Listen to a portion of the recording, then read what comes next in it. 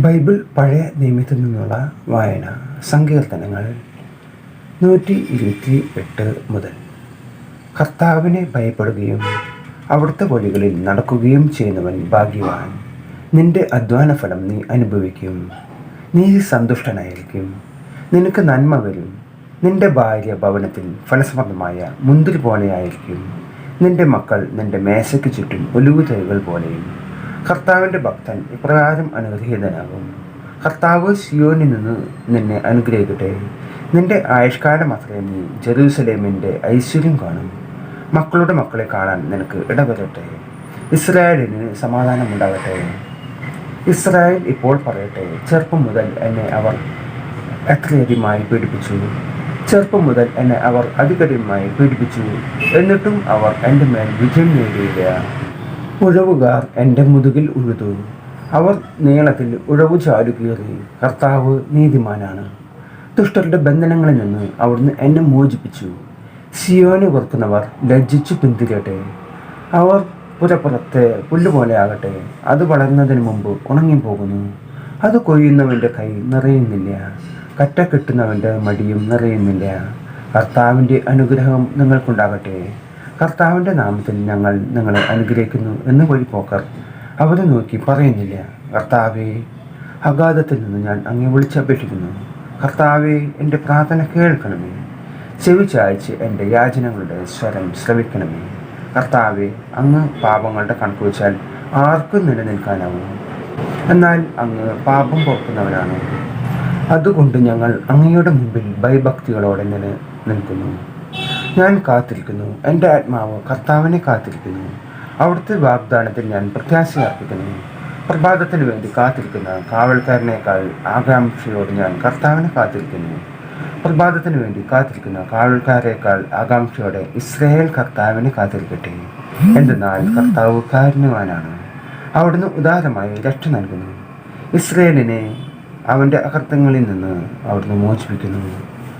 കർത്താവേ, എൻ്റെ ഹൃദയം അഹങ്കരിക്കുന്നില്ല, എൻ്റെ നയനങ്ങളിൽ നിഗളമില്ല. എൻ്റെ കഴിവിൽ കവിഞ്ഞ വൻ കാര്യങ്ങളിലും വിസ്മയാവഹമായ പ്രവൃത്തികളിലും ഞാൻ വ്യാപ്തനാകുന്നില്ല. മാതാവിൻ്റെ മടിയിൽ ശാന്തനായി കിടക്കുന്ന ശിശുവിനെ എന്ന പോലെ ഞാൻ എന്നെ തന്നെ ശാന്തനാക്കി.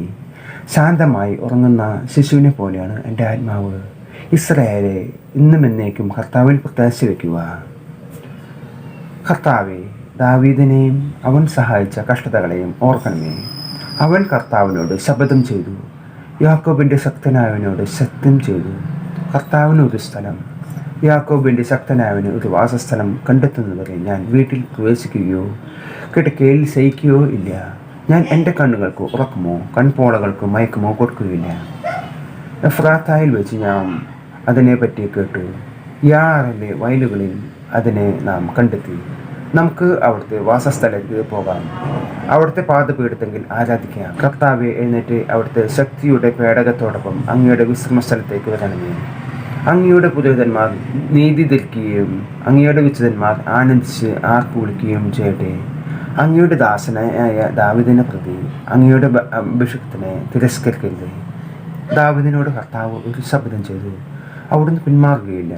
നിന്റെ മക്കളിൽ ഒരുവനെ നിന്റെ സിംഹാസനത്തിൽ ഞാൻ ഉപവിഷ്ടനാക്കും.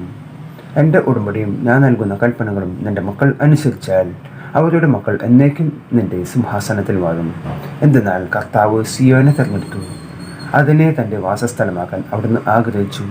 ഇതാണ് എന്നേക്കും എൻ്റെ വാസസ്ഥലം, ഞാൻ ഇവിടെ വസിക്കും. എന്തെന്നാൽ ഞാൻ അത് ആഗ്രഹിച്ചു. അവൾക്ക് വേണ്ടതെല്ലാം ഞാൻ സമൃദ്ധമായി നൽകും. ഞാൻ അവളുടെ ദരിദ്രത്തെ ആഹാരം നൽകി സംതൃപ്തരാക്കും. അവളുടെ പുരോഹിതന്മാരെ ഞാൻ രക്ഷയണിക്കും. അവളുടെ വിശുദ്ധർ ആനന്ദിച്ച് ആർപ്പ് വിളിക്കും. അവിടെ ഞാൻ ദാവീദിനായി ഒരു കൊമ്പ് മുളപ്പിക്കും. എൻ്റെ അഭിഷേകത്തിന് വേണ്ടി ഞാനൊരു ദീപം ഒരുക്കിയിട്ടുണ്ട്. അവൻ്റെ ശത്രുക്കളെ ഞാൻ ലജ്ജ ഉടുപ്പിക്കും. എന്നാൽ അവൻ്റെ കിരീടം അവൻ്റെ മേൽ ദീപ്തിച്ചൊരിയും. നമ്മുടെ കർത്താവായ യേശുമിശിഹാ ക്രിസ്തു. കർത്താവിൽ പ്രിയരെ, ഈ ദൈവിക വചനങ്ങൾ ധ്യാനിക്കുക. കർത്താവ് നമ്മോട് സംസാരിക്കുന്നതും ദാവീദ് കർത്താവിനോട് സംസാരിക്കുന്നതുമായ ഈ കാര്യങ്ങൾ നമ്മുടെ ജീവിതത്തിലും പ്രാവർത്തികമാകാൻ നമുക്ക് പ്രാർത്ഥിക്കാം. ദൈവം നിങ്ങൾ ഓരോരുത്തരെയും സമൃദ്ധമായി അനുഗ്രഹിക്കട്ടെ. ആമേൻ.